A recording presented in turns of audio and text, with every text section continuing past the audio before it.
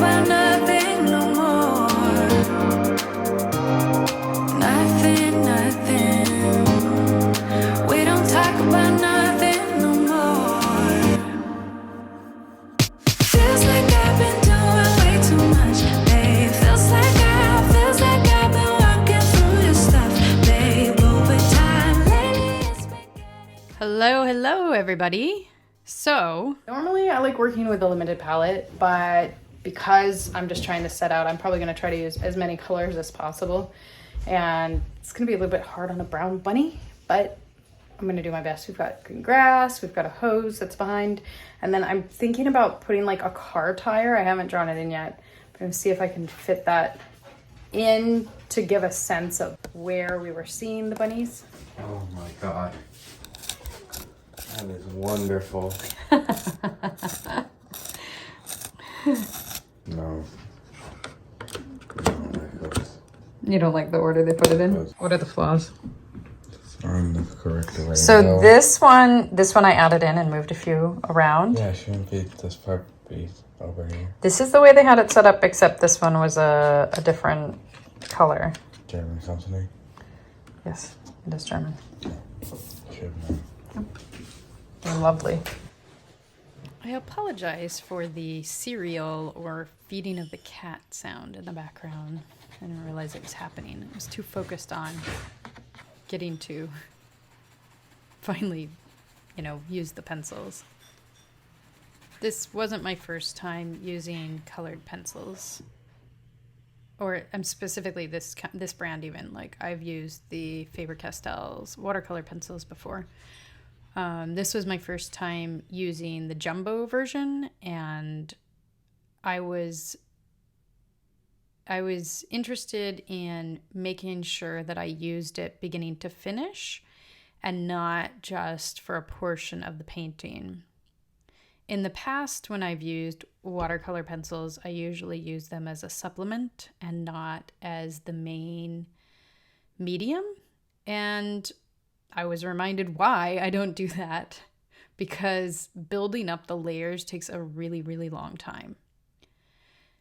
Now, I think the benefit of that, as you can see at the end, is that creates a lot of depth and texture. I think that using only the pencils helped create layers. That's my son playing cello. I like to leave background noise in when possible because you get the sounds of the pencil on the paper and other nice environmental sounds. However, you also might get someone pouring cat food or someone screaming or any other number of sounds that manage to enter the studio. Watercolor pencils have, as far as I can tell, more ingredients in them than watercolor does. I don't know what the ingredients are. I really haven't looked into it. But when you are layering the pencils on top of each other, you definitely can get a sense of texture. Some of this is from maybe not completely dissolving the solids, and then you get pencil marks. Maybe that's what's going on. But the other thing that might be happening is just, there's different materials. And so they leave a texture. For this particular painting, that's great. It's awesome. I chose a furry animal because I thought that the watercolor pencils would do a great job showing the fur texture. So something I do that I've not really seen other artists do is I pick up the color from one area and move it to another. So I just picked up some of the black, or indigo in this case, and I used it to darken another area that had no black or indigo in it. So a lot of times I see, most of the time, artists picking paint off of the palette, or in this case, like the pencil. But I oftentimes will move a color that I feel like there's too much of it in one area and just migrate it over to another. I find that it maybe saves paint. I don't know. something I've been doing a long time, especially because like when I sketch in cafes and stuff, like you're moving as quickly as you can a lot of the time, especially if you're sketching people. And so you're kind of doing things that cut corners to make sure that you can get the accurate sketch of the person or animal that you're trying to sketch. So I said that I was going to try to use as many colors as possible, and I guess I did. I didn't really include any greens or blues in the fur, and I totally could have. So I'm going to have to create another painting that really does use all the colors. But what I didn't do is I did not put any hoses or tires in the background. I just can't bring myself to do those things. I guess once I start painting, I realize that I want to keep the entire focus on the animal or the face or whatever is my main object, and I just don't want to do a background anymore. And I can't even think of a background that I want to do. I'd like to do more complicated backgrounds, but I just never find it necessary in the moment. So this bunny here remains the main feature, and you cannot tell that this bunny was found in a car sales parking lot. Or maybe this bunny was found in the supermarket. But there were bunnies everywhere in Richmond, BC. And I thought that was really interesting. I did want to convey that, but when it came down to it, I just couldn't bring myself to include the context visually into my painting. But you get to hear it now. In Richmond, they have a lot of bunnies everywhere. The reason I chose the Mangus watercolor pencils over the regular sized Faber-Castell watercolor pencils is because in the past when I've used any kind of pencil, I will, after some amount of time, start to get like a sore wrist or kind of like a tennis elbow thing going on. It's the main reason I like prefer watercolor or gouache is you can have a much lighter touch and I don't end up getting as much wrist shoulder pain. And I was hoping that the bigger grip that the Mangus pencils afford you would help my arm not hurt, and it worked. My arm did hurt, but it took a lot longer to hurt than it would have if I had used the smaller size pencils. As you can see here, like I do really have kind of a tight grip. Like I should loosen up, but I don't know. It's just the way I draw paint once I get in the zone. So although I did feel like at this point that there was definitely a lot of texture being built up, it doesn't feel like any of the layers are slipping. I don't know if that makes sense. Like the underlayer might blend with the top layer, but it didn't feel like any of the material was going where I didn't want it to. It's not like with pastels or with not crayons, I'm thinking like chalk. With those materials, you might have some transfer from one area to another that maybe you don't want if you're not super experienced with the medium.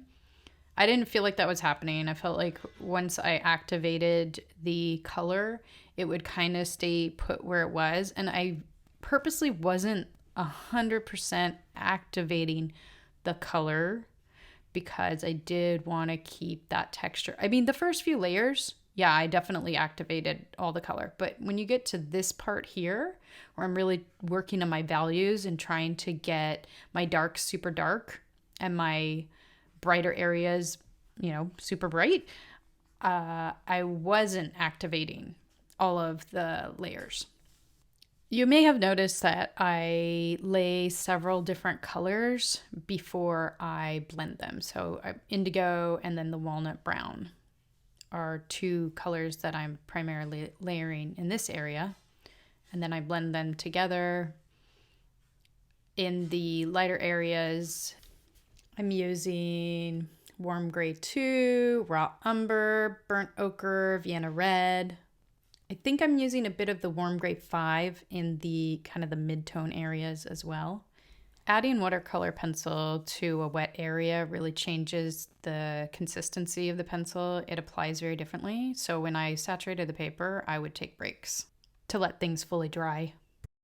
Hey, I'm back. Excuse me. Excuse me.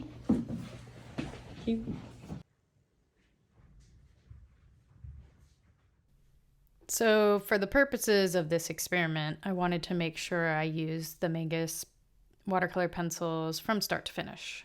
But I would probably not do that again, because to build up that base layer and to sketch out where I want the lights and where I want the darks or where I want certain colors to be, I feel like it all just dissolves. You're putting in a lot of work. You're putting in a lot of arm movements, and then kind of not, you're blending it out, and it's basically just disappearing. If you started off with watercolor or even a thin layer of gouache, I think that you would save a substantial amount of time and have probably the exact same result. Like I said, I'm not really sure if the texture created is actually like texture like you would have with oil paint, where you're actually getting on, I think it's impasto, where you have like a relief going on. Maybe that's happening, but I think you'd get the same effect with fewer layers of pencil. Really, really want to get more into the mixed media approach. I've been kind of keeping things more segregated, for lack of a better word. And that's mostly just been to like learn the mediums really well, specifically watercolor and now gouache too, because I just find them challenging and I want to make sure that my brain knows exactly what to do with it. So I've studied several different languages in my life. Spanish most extensively, high school and college, and then Swahili because I've visited East Africa several times. And then more recently, I've been studying French, and I've also done a little bit of Dutch. And when I can't think of a word in Swahili, let's say I'm trying to speak Swahili to someone, I can't think of a word, I will literally say words in Spanish. Maybe I won't say them out loud, but I will think them. And I don't know if everybody's brain is like that, but my brain doesn't seem to put each language into its own category. So I just feel like I'm more likely to get a little bit confused. If I'm using watercolor, treat it like it's gouache. If I'm using gouache, treat it like it's watercolor. It's a little bit easier with the pencils because that is obviously different. But if my brain can mix up Spanish and Swahili, I don't see why it couldn't mix up a colored pencil and watercolor. So I would love to get into more mixed media now that I have a more solid foundation of the different color mediums. And by color mediums, I mean anything that literally has color in it. So a colored pencil or paint. I am not super into chalk. I don't like the way it feels on my hands. Somewhat the same with pastels. I'm not really that into crayons. But the mediums that I do use, I would love to mix them up. So this point here, I feel like I was finally getting to the point where you're past the ugly stage and you're into the, oh my gosh, I'm doing all the details now and this totally looks like a bunny. I was so pleased with how it turned out, especially because I don't know if I mentioned this, but I have not drawn fur in a really, really long time. Like I don't know the last time that I drew fur.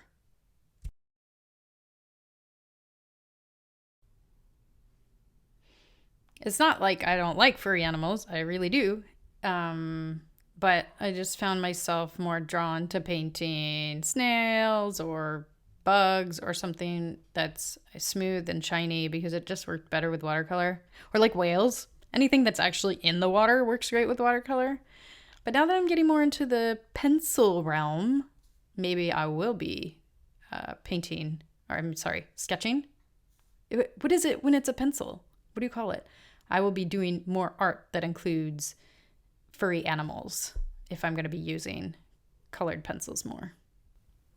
The freedom of using a white pencil to add details. It feels so naughty after having to reserve your whites in watercolor all the time. Okay, so we are nearing the end here. I'm adding in the details. I found it, yeah, like I said, super helpful with the white to be able to add details at the end. I'm going to do that in the grass. I had a bit of a mess up right there. I blended not all of that shadow there, and then when I came back, it was dried and it would not reactivate. So that was something that really didn't happen in the rest of the painting that I noticed, or at least not that I wasn't able to fix easily. I don't mind. It kind of looks like the bunny is really running, and it was running away from me because I was trying to take a picture of it. And I mean, I was successful. I got a picture of it. I got pretty close. It did not like it. Here I'm trying to make the ear shorter. You know, not a tremendous amount of success. Lightened it up a little bit. Still like the painting overall, but perspective wise, that ear would be smaller. It wouldn't be as big as the ear in front of it. So thank you for joining me on this painting of a bunny journey. Drawing of a bunny, if it's done with watercolor pencils. I don't know. There, did you see? Like my hands are actually tired at that point. I had to stretch. So anyways, thanks for joining me, and I will hopefully see you guys all in the next one. Bye.